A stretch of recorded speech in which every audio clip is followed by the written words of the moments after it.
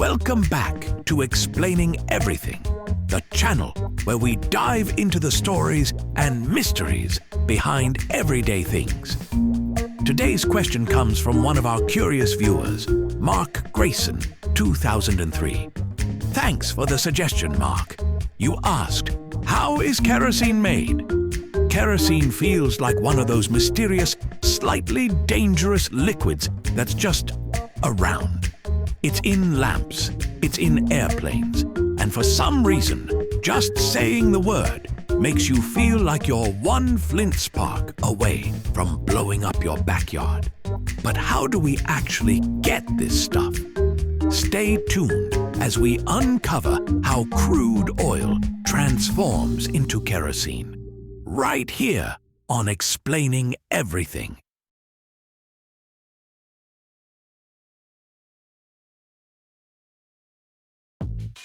So, to make kerosene, you first need crude oil. And crude oil is basically nature's leftovers, millions of years of plants, animals, and sea goo getting buried, squished, cooked, and served up as thick, sticky black soup. Think of it like the world's oldest slow cooker recipe. But crude oil isn't just one thing. It's a messy cocktail of hydrocarbons, which is a fancy way of saying chains of carbon and hydrogen hanging out together. Some chains are short and light, like the frat boys of the hydrocarbon world. They're energetic and volatile, like gasoline. Others are heavy and clingy, like the cling film you can never peel off properly. That's stuff like asphalt. Somewhere in the middle is kerosene. It's not too light, not too heavy. It's the Goldilocks of crude oil. But to find it, we have to separate all the parts of crude oil. And that means bringing out the big guns, oil refineries. If you've ever seen a refinery, you've probably noticed the tall towers sticking up like giant metallic chimneys. Those aren't just there for decoration or to make industrial skylines look cool. They're called fractional distillation columns, and they're the secret to making kerosene. Here's how it works. You take crude oil and heat it up until it's basically steaming hot, like a giant pot of oily soup simmering away. At around 400 degrees Celsius. That's hotter than your oven, your air fryer, and your hot takes on Twitter combined. The oil turns into vapor and rises up the tower. Now, this tower is basically like a party with floors reserved for different guests. The lightweights, like propane and butane, zoom to the very top. The slightly heavier stuff, like gasoline, hangs out a few floors down.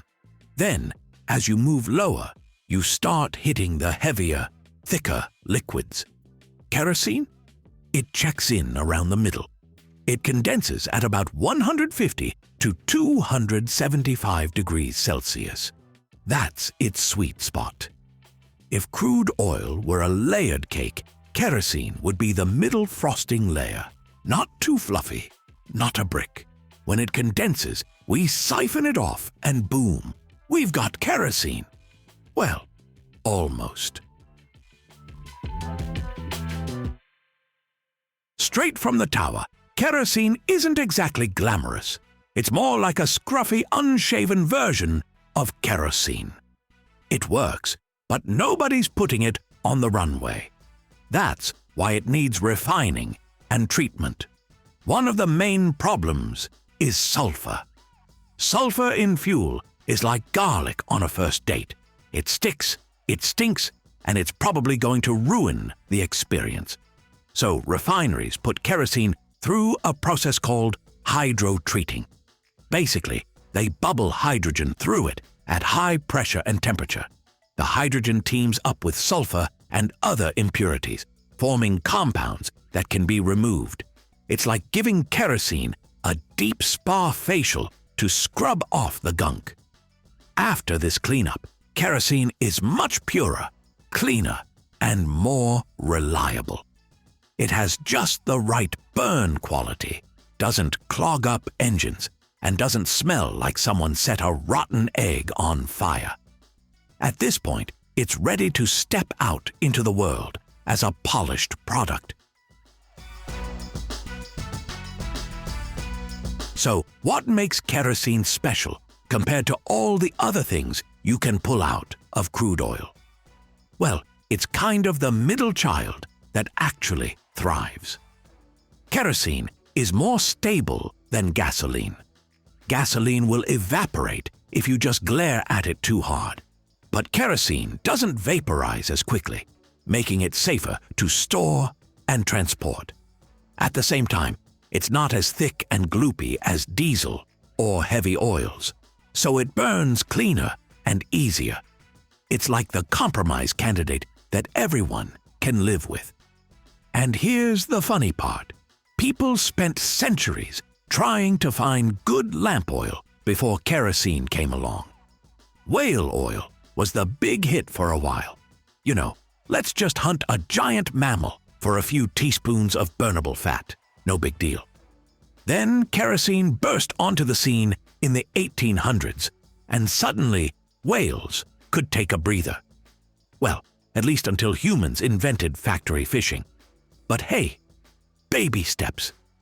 The key takeaway is that kerosene exists because we figured out how to sort crude oil into neat categories, and kerosene happens to land in that perfect middle ground. Without this happy accident of chemistry, we might still be sitting around in the dark, smelling like whale. It's a story of pressure, heat, and chemistry, all working together to turn ancient goo into something incredibly useful. And while the word kerosene might make you think of danger, explosions, or your uncle's suspicious backyard projects, the truth is, it's really just the middle child of crude oil, trying its best to shine. So next time you see kerosene, remember, it's not magic.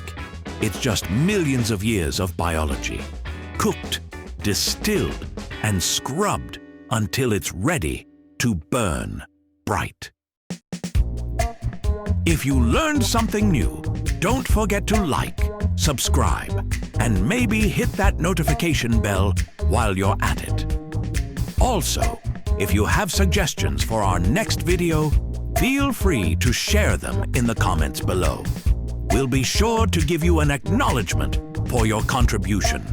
Thank you for tuning in, and join us next time here in the channel that answers all the why, what, who, where, and how questions you've always wondered about, here on Explaining Everything.